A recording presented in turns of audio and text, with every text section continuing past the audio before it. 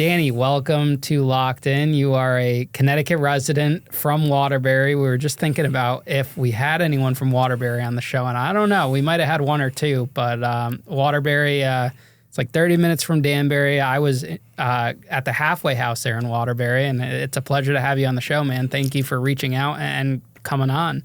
Thank you for allowing me to come here. For having me. And I want to, plug in the beginning of this episode that you're an artist and people are able to purchase your work and get paintings or drawings done by you, which we'll find out later in this episode you actually learned how to do in prison, which is a really inspiring story. So we'll have that link in the description of the episode. Maybe if you want to tell the people what kind of art you do draw. Well, majority is just portraits. Sad to say, since COVID happened, I've just been getting bombarded with people's loved ones. I started out, doing pencils, graphite pencils, and then as time went on, I learned how to use watercolors and charcoal.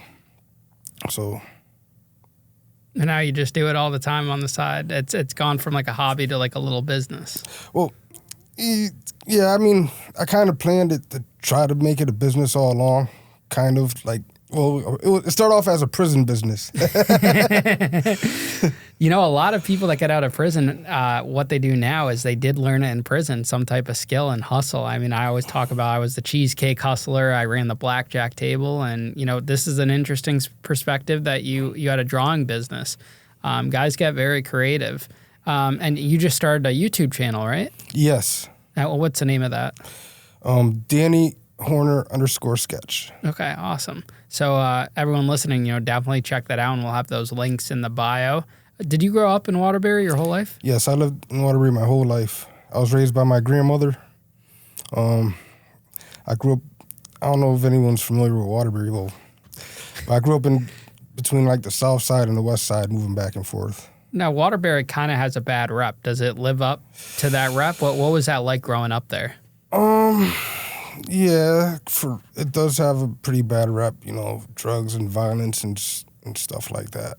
Waterbury does have can have its good moments too, just like anywhere. Anywhere has its good and its bad. Would you say it was like dangerous growing up there at all? Yeah. Do you feel like if you lived in a different environment, maybe your life and path would have ended up differently?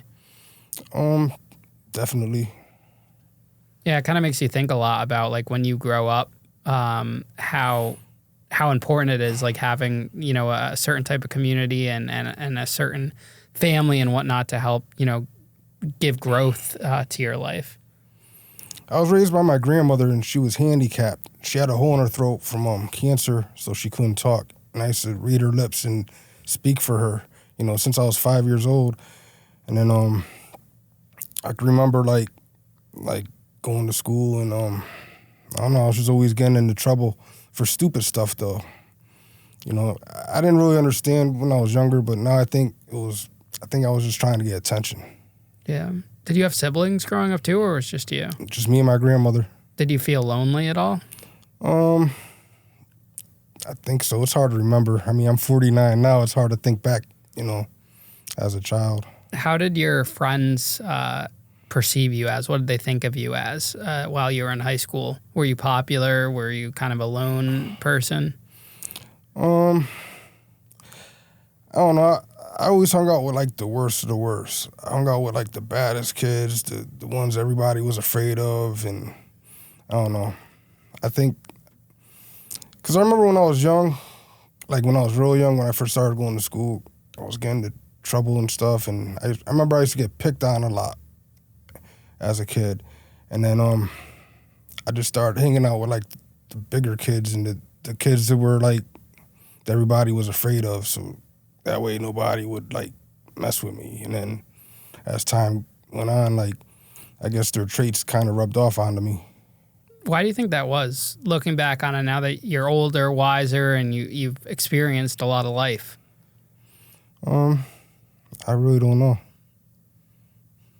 Do you think it was because you didn't have anyone kind of telling you that wasn't the direction to go in? No, people were telling me, I knew the difference between right and wrong. I just, I I don't know. I don't know why I did what I wanted to do. Why I wanted to do what I did, I mean. Yeah, and that's totally a fair answer. Not, sometimes, did you ever take the time to think about it? Maybe in prison or when you got out, or do you try to like put that to the back of your mind? Like why I did what I did when I was a child? Yeah, like just how you grew up. Like I feel like as I get older, I think a lot about childhood and decisions I made. I mean, I think about it every once in a while, but I don't know. I mean, obviously, probably from the way I grew up, family and stuff.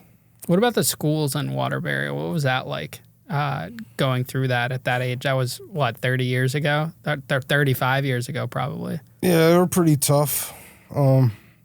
Fights all the time and skipping school or, it was just, it wasn't a good school. Was it strict to the teachers at all, or did they not really care?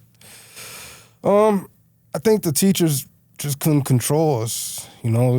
Everybody just did what they wanted. People would just leave when they wanted, did whatever they wanted. And what about you? Did you go to school religiously, or did you kind of just screwed around, didn't really care?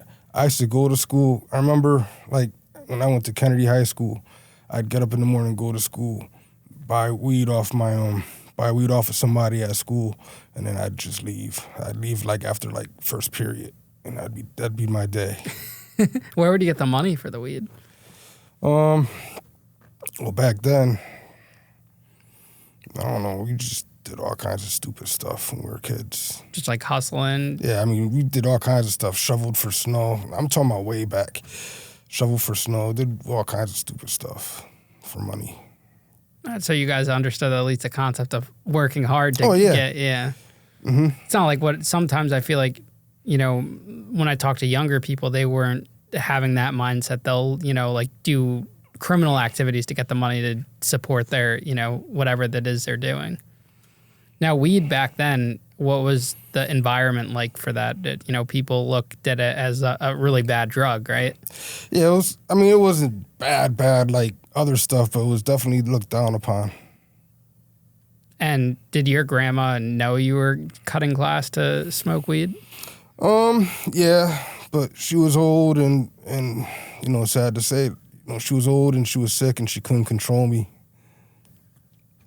Do you feel like that if she was healthy and wasn't sick and younger, she would have had more control over you and you would have made maybe better decisions? Yes, because I would, when I was young, I would just leave when I wanted. Once I hit like around like 13, 14, that's when everything went downhill. That there was no stopping me. I did whatever I wanted. Did you have a plan? Did you want to go out to college? Did you have like a career, a dream, or anything like that? Well, I wanted to be a scientist. Oh, okay. I wanted to come up with a cure for cancer. That's awesome. Yeah. Why a scientist? To come up with a cure for cancer. And because of my grandmother. Because of your grandma. Okay. Did you understand at that age what cancer was and what even a scientist was? Yes, because when she was going through all the treatments and everything, at the time, we lived across the street from the hospital, and she'd take me with her to the hospital for all her treatments, her appointments and everything. All the nurses, I was only like 4 years old, and they would, give me treats and try to make me happy and everything. But, through that experience, I always knew what cancer was at a young age. Were your teachers supportive of you? Did they know that like you were living with your grandmother, maybe didn't have the best childhood and experience? Were they there to help you at all? It's hard to remember. Because when you're a child, you don't really know what's going on all the time. Like when the parents start talking with the teachers, or you're just doing your own thing. Yeah. So why didn't you end up becoming a scientist? I made a lot of bad choices. And did you end up graduating high school? No, I got my GED while I was incarcerated. Oh, there's nothing wrong with that. A lot of the individuals on our show went through that. Mm-hmm. So when did you leave high school? Did you drop out, get expelled? What happened? This is an interesting story. The principal convinced me to drop out when I was 16. I've never heard of this before. Yeah, so, well, one day I was in class, because I was like a class clown. I was always doing like silly stuff for attention, you know? And I took a flint from a cigarette lighter. This is back in the day when you could bring cigarettes to school and stuff, which is probably, it sounds wild, but I took a flint from a cigarette lighter and wrapped it around the spring and took another lighter and lit it until it started glowing red hot. And I threw it at the blackboard. You guys probably don't even have blackboards nowadays, but I threw it at the blackboard and like just sparked, and it scared the teacher, and they thought I brought fireworks to school or something. They called the police and everything. And when I was in the principal's office, he told me that I'd be better off if I just dropped out of school. He told me that I could go to adult ed and get my GED in a few months and I could be done. And then, I could just move on, which was, insane when you think about it. A principal telling the student to drop out of school and just get your GED and move on. Do you wish he didn't tell you that? Yes. Looking back on it, you wish you were able to stay in school? Mm-hmm. I can't believe he told you that. And there was no signature needed from your grandmother or anything? Well, I was 16. When you're 16, I think you could just drop out. Oh. And so what did you do with yourself once you dropped out and left school? I just started hanging out in the streets, and that's it. That's when everything really went downhill. Back then, were there a lot of gangs in Waterbury or anything? Because Yes. I know like Bridgeport and Waterbury now are pretty gang heavy. Mm-hmm. And I see a lot of young people getting involved and mixed up with that. Yeah, there was a lot of gangs back then. Did you involve yourself with them, or you kind of stayed as like an independent person? I was always around them, and like back then I was always around them, and that's who kind of got me started, into dealing drugs. And what kind of drugs were you dealing? Crack. Crack. How does a 16-year-old kid just start dealing crack? I started like around between 14 and 15. And an older kid gave me some, and he was like, "Here, take these 10 vials. They're $10 each, and give me $80 and keep $20 for yourself." And he told me just stand over there, and we knew what the people looked like. Stand on the corner, and they would just come to you. You didn't have to do anything. Mm-hmm. Now, were the cops less suspecting of kids? Like, did the cops, or if there was a big police presence back then, did they bother kids at all? I used to get I used to get like shook down a lot when I was like around 17, 18, but not when I was younger. So maybe not. Did you know what the drugs were that you were selling? Like, did you ever try them? No, I never tried them. Okay. I knew what they were though. It's crazy because I heard a song by NWA when I was young called "Dope Man," and when I heard that, I wanted to be a drug dealer when I got older, and I never even knew what the stuff looked like or anything. Yeah. Now, $20 back then, was that considered a lot of money for someone your age? For a teenager, that's all right. It's a decent amount of money. You could buy some weed, buy some alcohol, buy food, How long did it take you to sell those vials when they gave them to you? Probably like not even an hour. That's it? Oh, wow. So what were you making in a day at that age? I don't know, because he would just give me like 10, and then I'd go spend my money and go hang out with my friends, and then that was it. You know what I mean? I'd come back maybe tomorrow or whatever. Like, it wasn't like, you know what I mean? Like, he wasn't like just constantly like trying to. Yeah. So you were looking just at giving me like pocket money. You know what I mean? Mm-hmm. Basically making sure I always had money in my pocket. Yeah. Hanging out with friends, supporting kind of like your lifestyle. Were you still living with your grandma at this point? Yes. When did you leave her? When I was 18. When I was 17, I got arrested for dealing drugs, and I went to AIC. I wasn't incarcerated. I just went to AIC. I don't know if you know what that is. Alternative to incarceration. It's similar to like a halfway house, but it's for people that's going to court still. Okay. So I went there for a couple months, and then I got out, and then I was home on a bracelet, and then I was done. My friend had got me a job at McDonald's, near where I was living at the time. And they cut the bracelet off and they said I was done with court. So then I quit the job and I started doing the same shit again. And my grandmother was upset and she said she threatened to move to an old folks home. So she said, if you don't stop what you're doing, I'm gonna move to an elderly home and then you gotta just figure it out. So me, you know, being a badass, I just went and got an apartment. You know, and I just kept doing what I was doing. Why do you think you reverted back to drugs instead of continuing the job at McDonald's? I don't know. I don't know. How much were they paying at McDonald's back then? Probably like $6 an hour or something. So you could make in probably 5 minutes $20. So do you think that was a or a motivational factor in leaving? Well, I don't really think it's more. I mean, it is the money, but it's more like the freedom. Where you gotta sit at work all day for 8 hours, where you can just stand on the corner for a half hour and have you know what I mean, and then you could go about your day and you're free. You understand what I'm saying? Yeah. Oh, no, I live that now because as a child, as a teenager, I mean. Yeah, I mean, you look at the world. It's the same logic of you don't want to work for someone else. You don't want to be structured, so you go and be an entrepreneur, which is what you did. You just picked the wrong subject or line of work, but it's no different than what entrepreneurs do. What I do now and what you're trying to do with the painting and the YouTube and anything like that. You just want to break away from that. Do you think if you had a different type of idea in mind back then, you would have gone with that instead of drugs? Absolutely. Like, what if you had discovered, like, painting back then? I tell myself all the time, I wish I started drawing when I was a child. Mm-hmm. Or something constructive. Yeah, just like a hobby or something good. Now, after you went back into dealing drugs, are you just like a low-level guy, just wheeling and dealing, or are you getting involved with bigger people? I was pretty much a low-level guy at that time. I wasn't like trying to get rich or anything. I was just trying to, I was a teenager. I wanted money for weed. I wanted money for alcohol.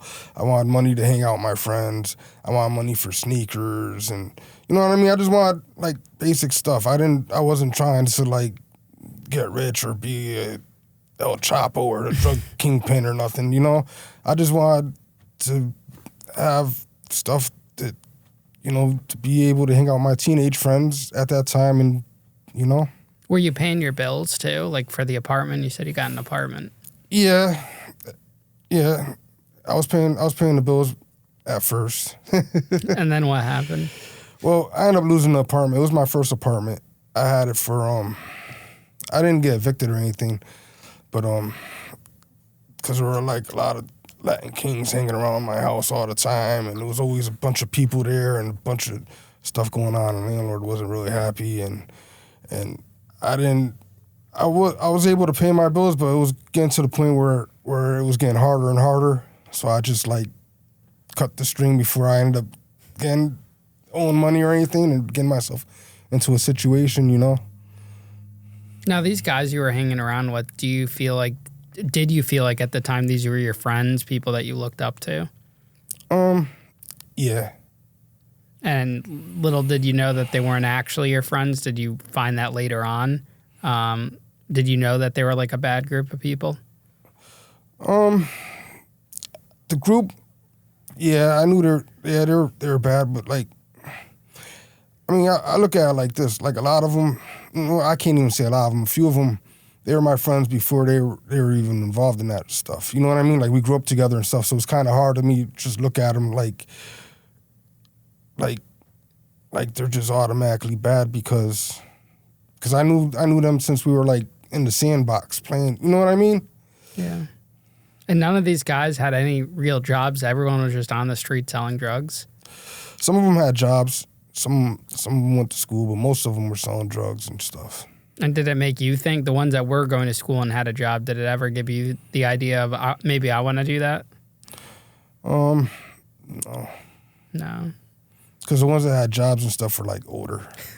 They weren't like the teenagers. All the young ones were all doing the bad stuff. How old were you when you actually got arrested and sent to prison?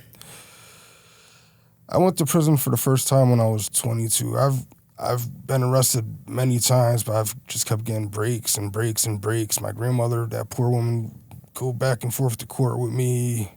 She'd bond me out of jail. I remember one time I needed $100 to get out of jail. I couldn't get out. She came with quarters and nickels and dimes to the courthouse and got me out. That's awesome. Well, that sounds like a very supportive grandmother. Mm-hmm. At the time, were you thinking of her feelings and, what was going through her mind when she kept, probably struggling to get you bailed out? No. Does it make you think now, looking back on it? Absolutely. Absolutely. So what happens next after that, after the multiple arrests? When do your line of breaks finally stop?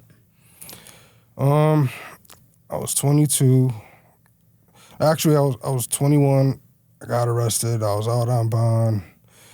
And then I was facing 3 years. I couldn't believe it. I didn't think, I didn't think I was gonna go to jail for that long. I thought first time would be 6 months or a couple. You know what I mean? Because I've never been to prison before. I've only been to the police station.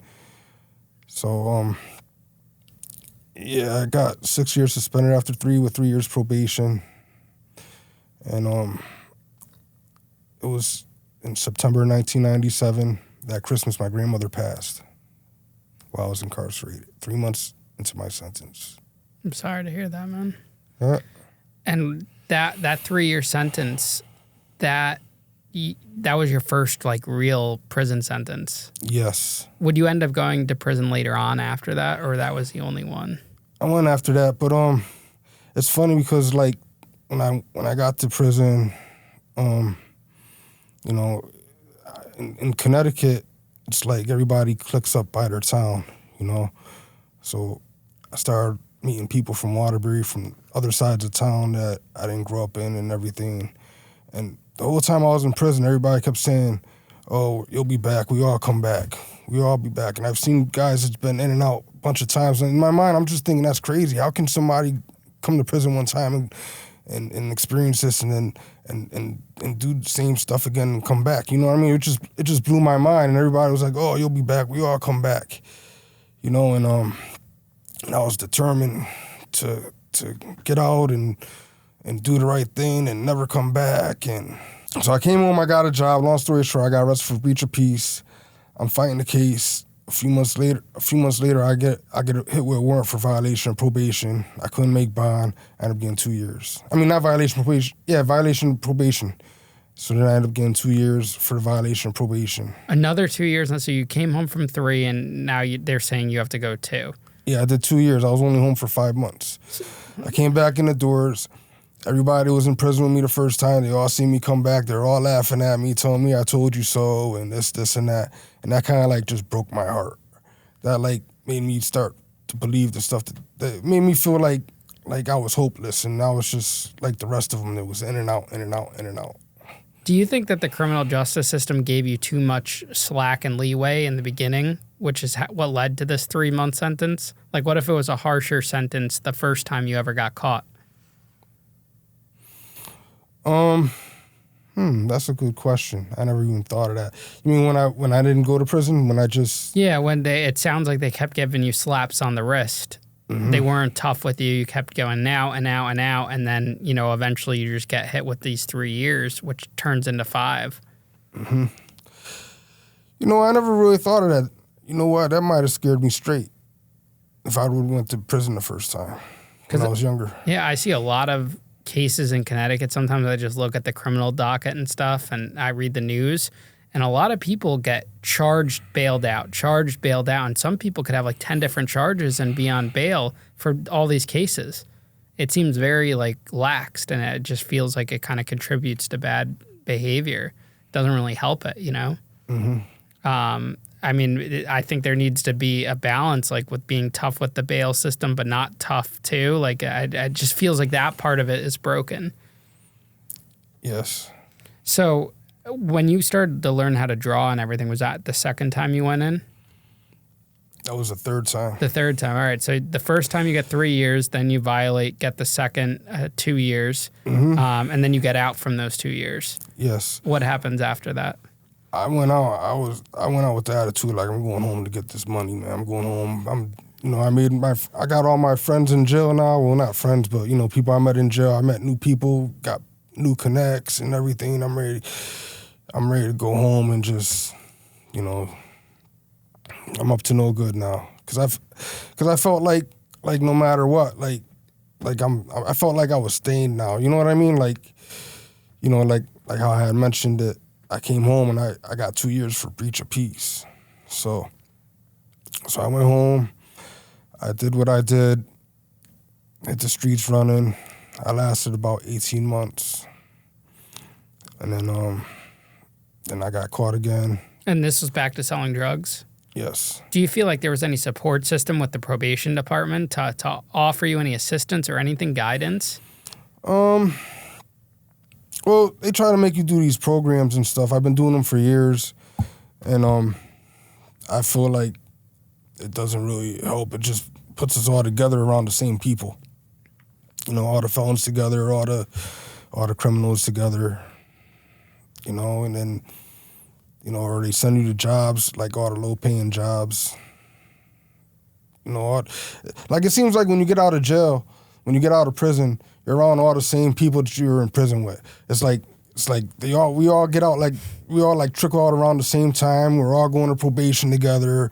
We're all going, you go to the community health center to get a checkup. You see them there. It's like it's weird when you get out. Like you just like you're grouped around the same people for a while. Yeah, I think being around the right people is everything. Now, absolutely. And it has nothing to do with those individuals having felonies. If they were all had felonies and they were like winning and doing something exciting, that would excite you and helpful. But if you're around people with felonies that have no intention of doing anything and just want to go back into it, that's fueling a bad pattern. I agree 100%. And I think that, I tell people I started doing this mentorship thing, and the kids that I'm, mentoring, they've never really been around this, at that age. They're used to a bunch of kids running around on the streets and gang life, this and that, but they get to come here to the studio and see this and see that there's a whole nother world out there, which I think we need more of in the world. And I was on the phone with someone the other day, because they wanted me to speak at a library in Connecticut. And I just said, we're failing with reentry because these reentry job fairs and everything, which I know they have in Waterbury, they have in Danbury, are literally just low-level paying jobs, saying to people with records that this is all you can get. That's what it really is. That's the truth of it, It's not saying you could be so much more. You could go beyond this. No one's told that after prison. They're just saying, oh, these are the only, like at the halfway houses, there's a list of jobs that hire people with felonies. And obviously they're like low-level jobs, and that's what's screwed up. Mm-hmm. There should be other ones on there. There should be more options. There should be, start a business, social media. The system's not designed to push people to start their own business either. I don't think we learned anything about that in prison or the halfway house or anything like that. Mm-hmm. Yeah, halfway house, that's a whole nother thing. Yeah, I'm sure you were in the halfway house too, right? Yeah, I was in the halfway house a couple times. In Waterbury? I was in the Renaissance on Central Avenue. I was in the Renaissance East. And I was in, years ago, they had a halfway house in Torrington. I don't think it's a halfway house anymore. I think it's just a drug program called the Warner House. Mm-hmm. So the third time, what happened to were you on probation and they jammed you up? Yeah. So I got caught this time with drugs and a gun. So they gave me a little more time this time. They gave me 15 suspended after 6 with 5 years probation. So you had to do 6 years? Yes. So altogether that was 6, 2, 8, and then 5 or at 3, right? Wait. 6, 2, and 3. Yeah, so far we're up to 11. Wow. So you served 11 years in prison overall? So far. Well, we don't want you going back to prison. Well, hold on. I've been to prison 2 more times after that. Oh, after that? Yes. Holy. So all in all, how much time in prison do you think you spent? I did 2 more 3-year bids after that, after the 6. So another 6? Yes. And those, I'm assuming, were probation violations? Yes. So were all your sentences stemmed from that first initial case and you just kept getting violated on probation? Yeah. It's a never-ending revolving door. I'm off probation now, though. When did you get off? 2020. So you got your case is dated all the way back to like 1999. So that's 20 years of being on probation. I've been on probation on and off since 93. Man. And you said 49, right?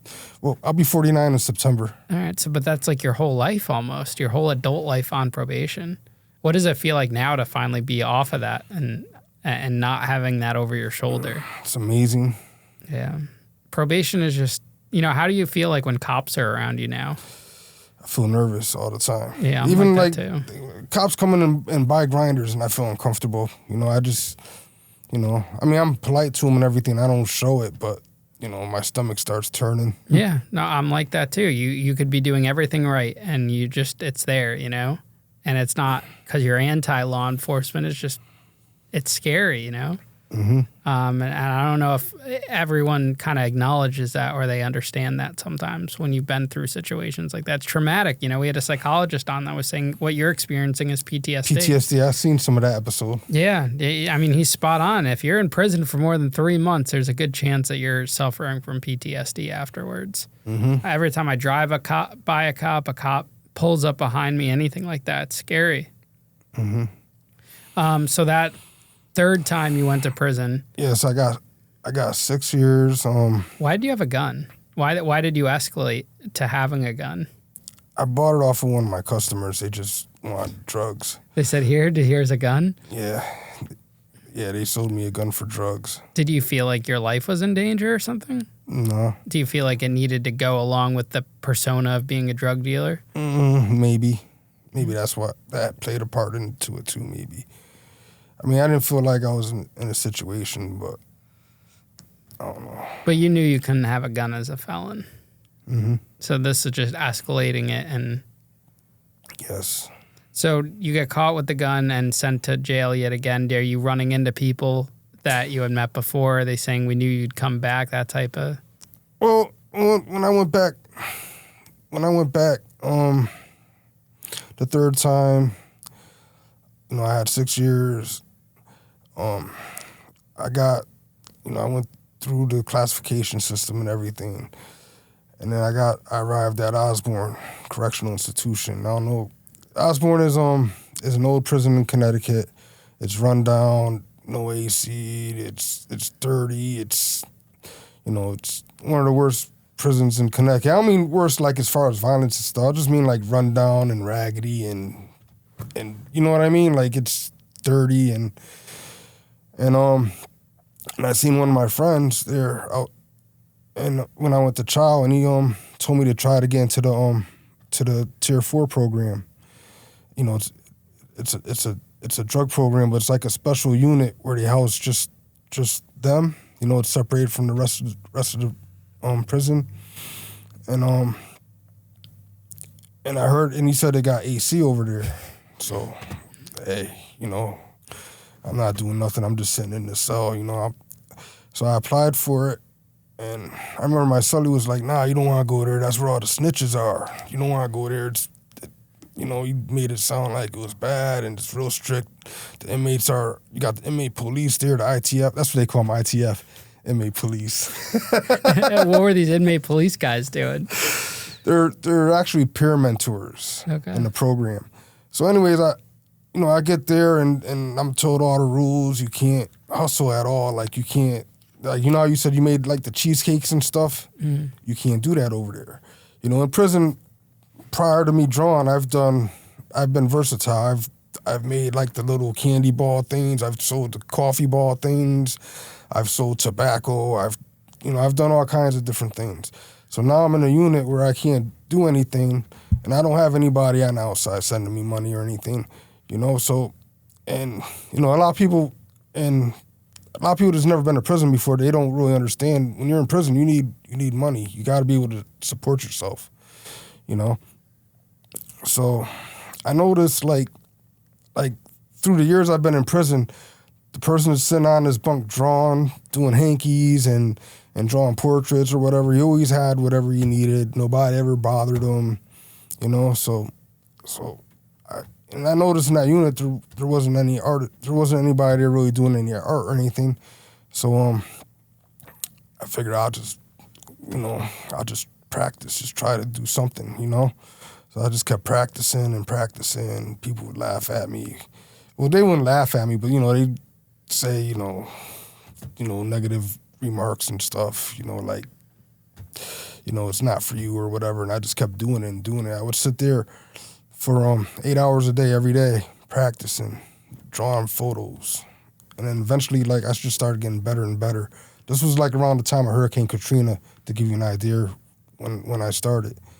And I would just do that every day. I would just sit in the middle of the in the day room, like during rec time. I would just sit in the middle so everybody could see me drawing.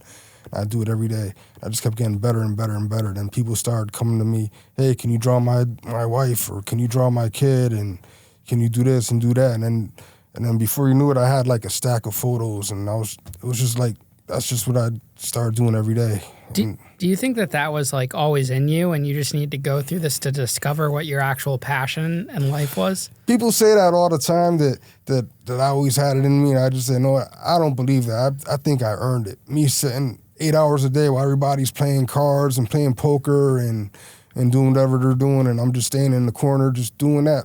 I think I earned it. I don't think I always had it. Yeah. Well, sometimes things like that, the art, like I couldn't do that. I feel like no matter how much I practice with art. I think if you sat there and practiced 8 hours a day for X amount of years, you'll be just as good as me.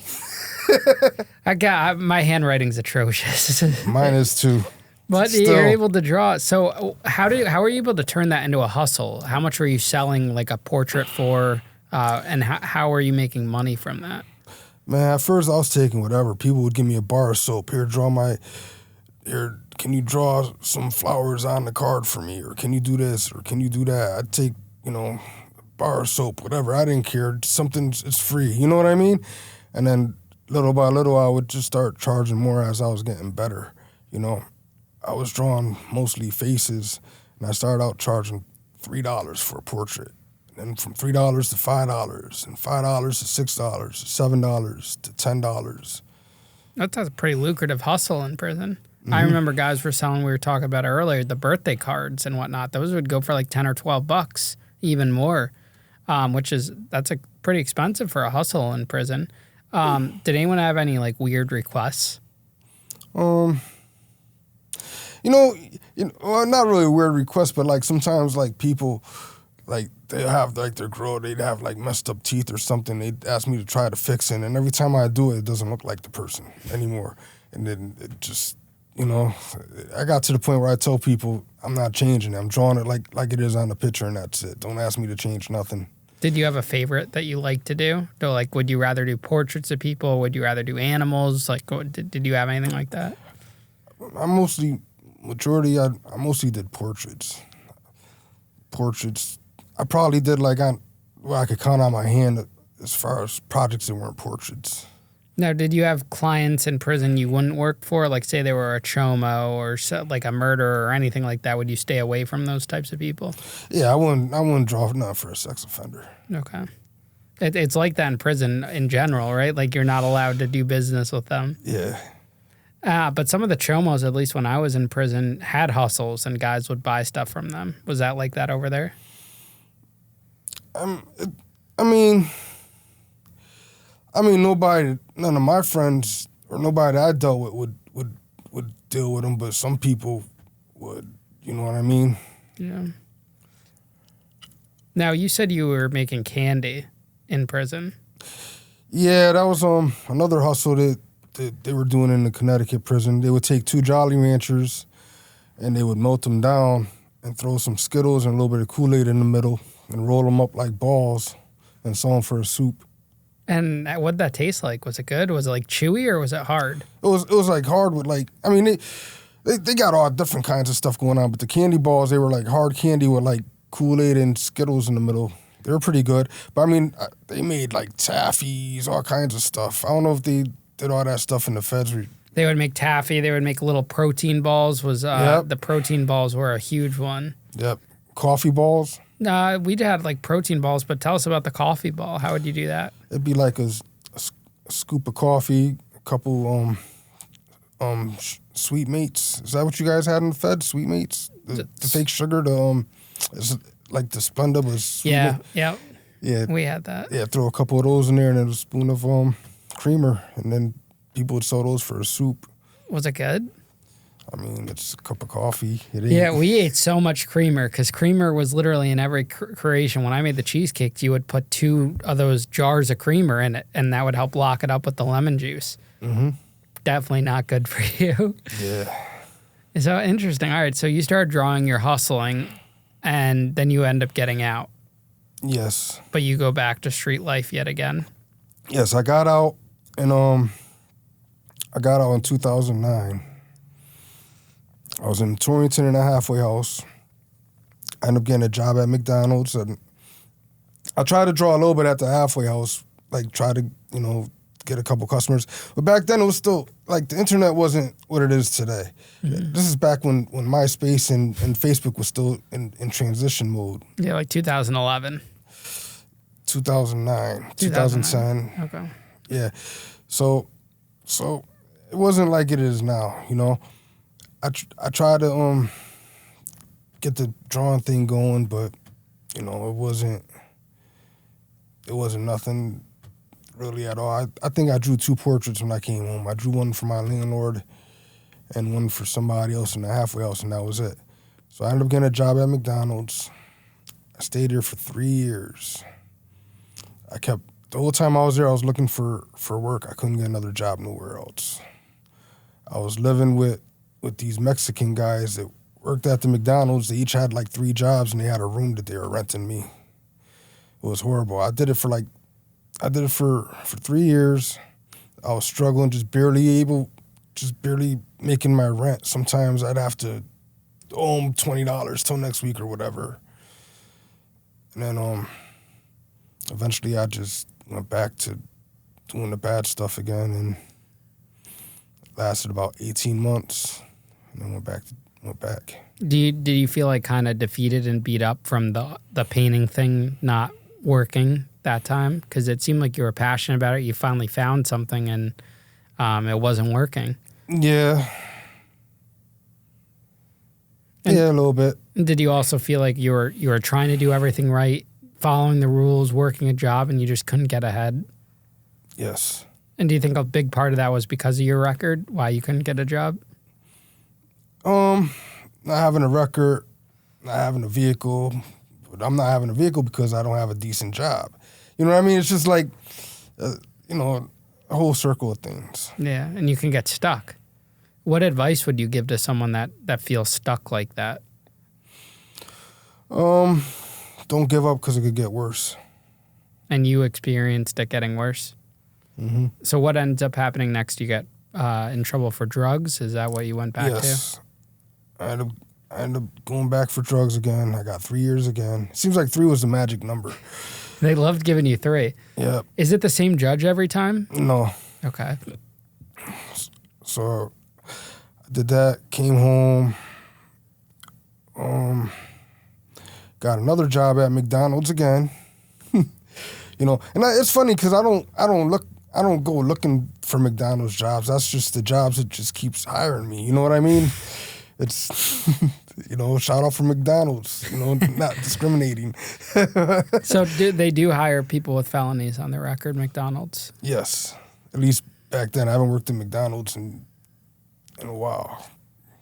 Did you feel accepted there at McDonald's? I hate working at McDonald's. I hated it. What was your job there? I've done it all. I was even a shift manager before.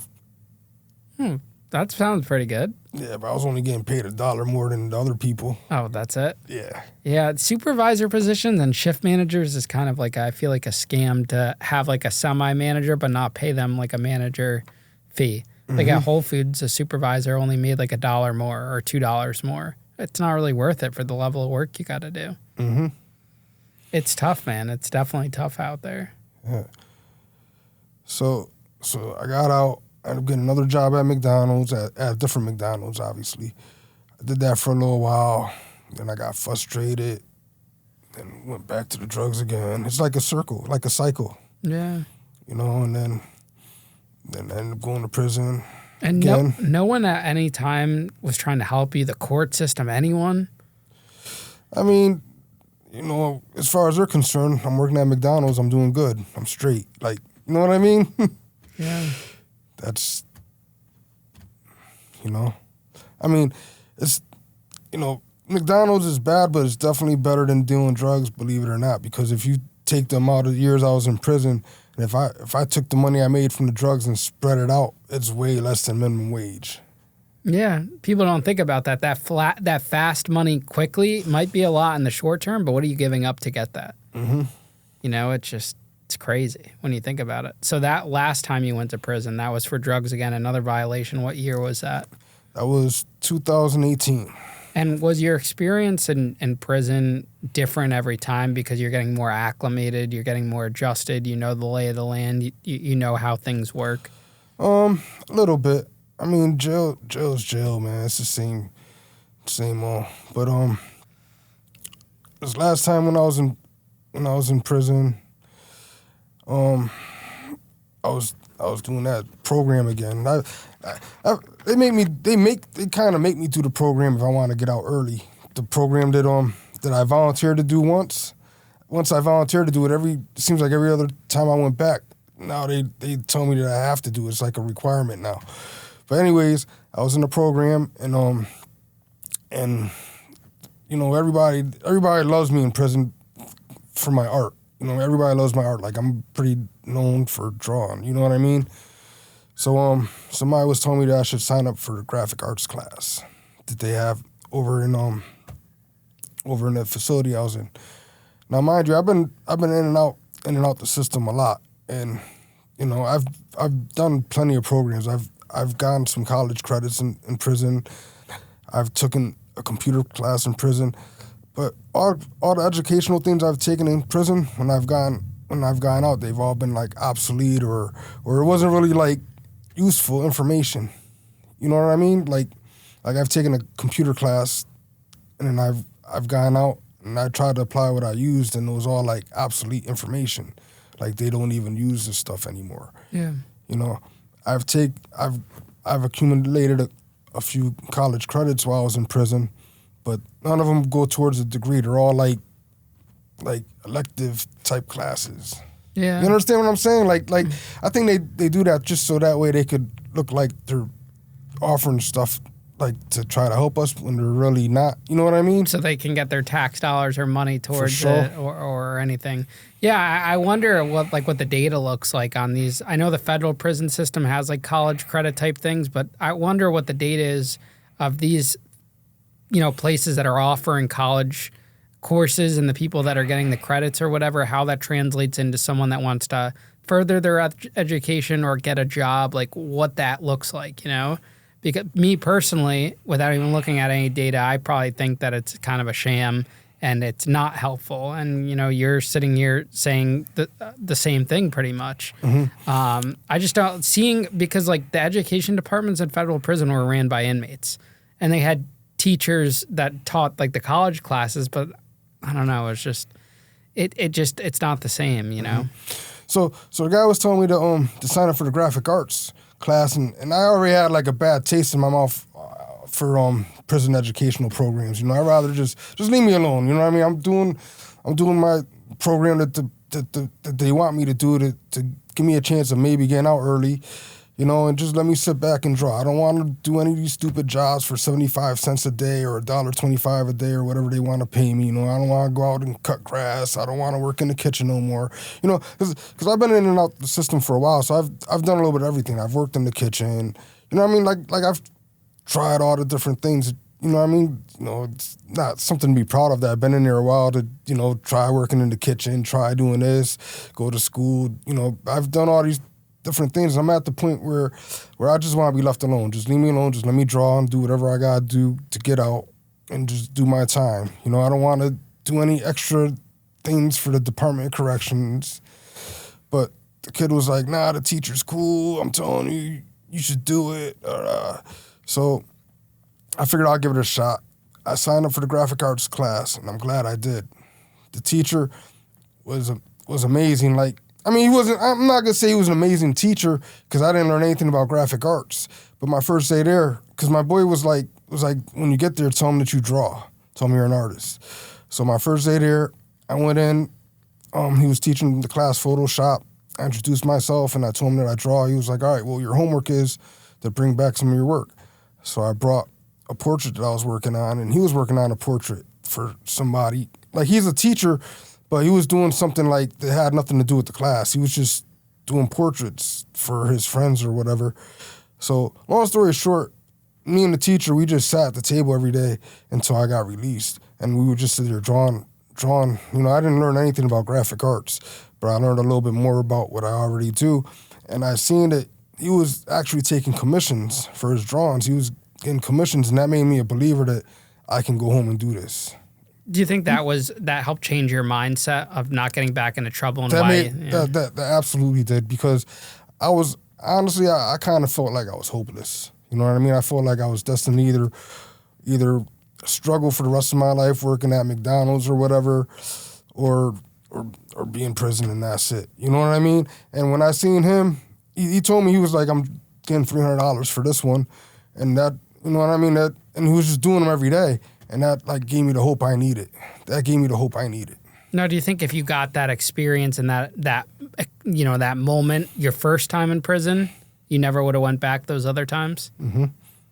Isn't that crazy? We just need something to give us that inspiration. I think if I didn't go to prison for breach of peace, I would have never went back. I wasn't doing drugs when I went home that time.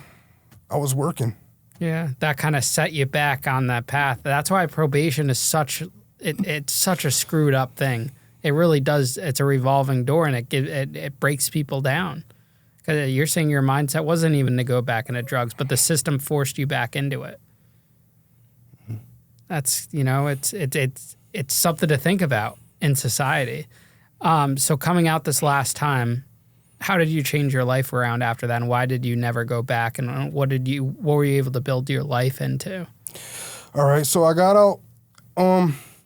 So I was in prison. I went up for parole. They denied me, right? So then I was approved for a halfway house, and then the pandemic hit, and everything was all screwed up and everything. And then my mother, she was worried about, you know, me and my mother, we got kind of in a strange relationship, but we started talking this last time when I was in prison.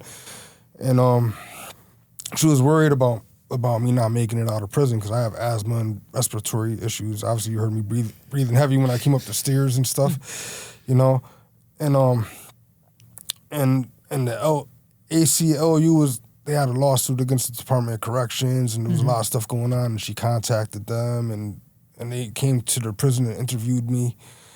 You know, I'm a nonviolent offender. You know, I was only in prison for possession with intent to sell. No violent charges. No, I didn't hurt anybody or anything.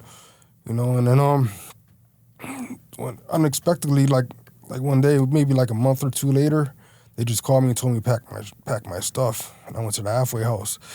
And then as soon as I walked in the halfway house, they said, do you have an address you can go to?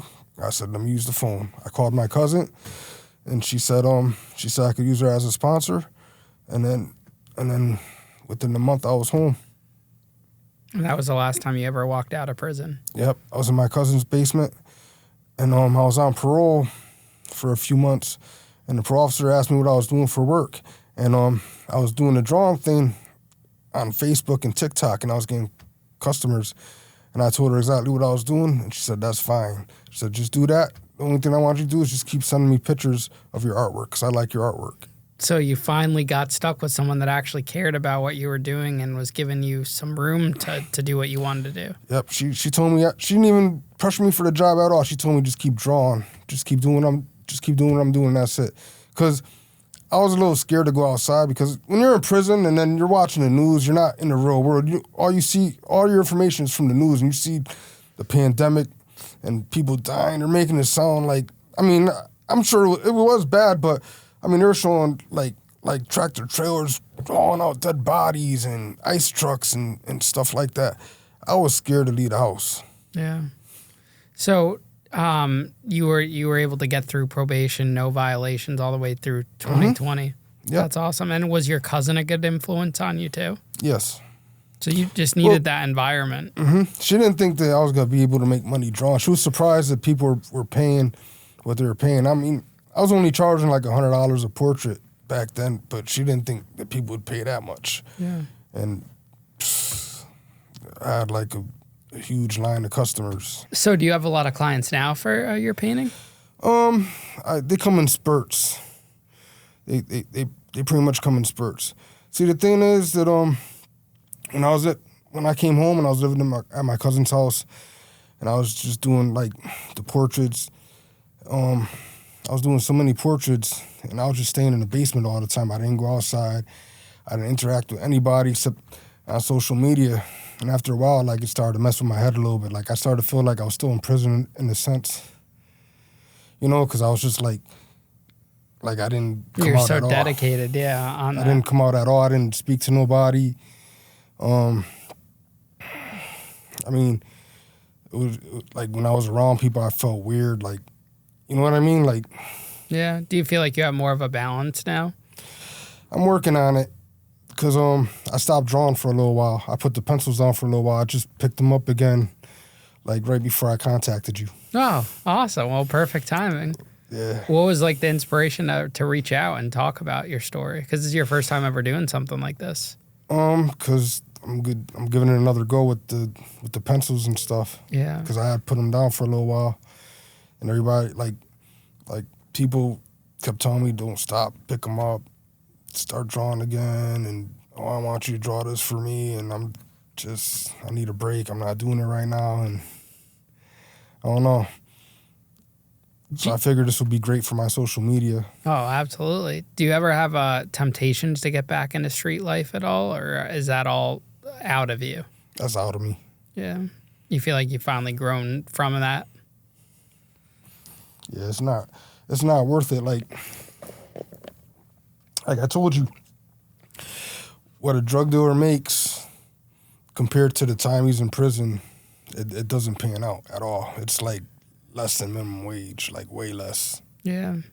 And now if you could go back in time to, your teenage self, the 14-year-old that sold crack for the first time, what advice would you give him?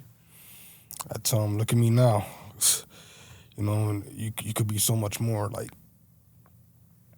Are you happy with your life now? I'm not happy with how my life is now, but I'm happy with the direction I'm heading in. What do you think that looks like? What's the next 5-year plan look like? I don't know. Just keep doing what I'm doing and see what the social media takes me. Yeah, it's kind of new to me. I don't really know. I know a little bit about it. It's all a learning experience. Social media could open up so many doors. You're the first person I met in real life that makes a living off of social media. You know what I mean? Yeah. And I've been dying to meet somebody that's like a YouTuber that does that for a living. Yeah. Well, I'm here to help you. You have my number if you ever need any definitely. I'm going to lock it in. You shouldn't have said that because now, no, seriously, you done messed up now. No, someone came on the show recently and then they were like, let's talk, let's connect. And I gave him my number and he didn't think I would actually follow up when they reach out because people say that, and the reality is people get busy. Mm-hmm. But I try my best. Like if people stay on top of me and they call me and reach out, I might not always be the one to reach out first. But if you need something, anyone that's been on the show and stuff and they have my contact information, if they reach out, I'll get back to them. It's just so hard to have like casual conversations because I'm so busy. Like people want to say, hey, how you doing, this and that. But if you said, Ian, I need your help, like let's set up a call and, teach me this, and this, then I'm not ever going to tell someone no. And if I don't respond to your text, just text me again and say, hey, can we make this happen?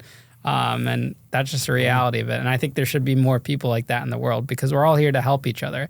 And I don't charge for the knowledge I gained because no one charged me, when I was learning. And anyone that follows like the social media people that charge you for this type of knowledge, literally look on YouTube, or you could contact me and I'll try to help the best I can. But Danny, thank you so much for coming on the show today and talking and connecting. And, I hope you take me up on the offer to use the studio sometime to record for your YouTube channel and whatever you need. Definitely.